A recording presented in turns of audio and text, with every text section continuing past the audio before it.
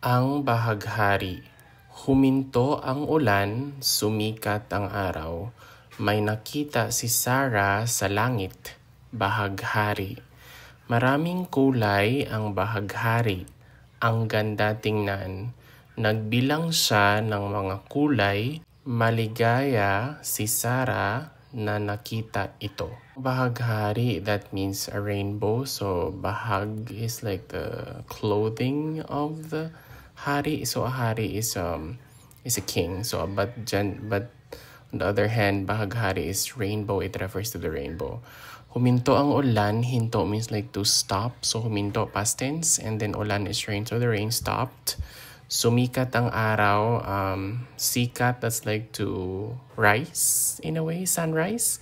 And then an araw is a sun. So sumikat ang araw, the sun rose. May nakita si Sarah sa langit. May is there is or there are. Kita is like saw.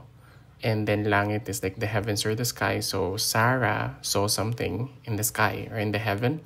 And it's rainbow, bahaghari.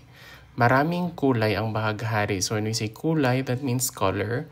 Marami is many. And then there, like the rainbow has many colors. Ang ganda tingnan, ganda means like pretty or beautiful. Tingnan is like to look or to see. So it's beautiful to see. It's nice to look at it. Ang ganda tingnan.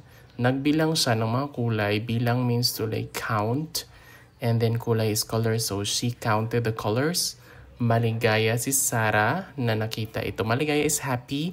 So kita is like so. So Sarah is happy seeing this. Ang bahaghari. Huminto ang ulan, sumikat ang araw. May nakita si Sarah sa langit. Bahaghari, maraming kulay ang bahaghari. Ang ganda tingnan. Nagbilang siya ng mga kulay.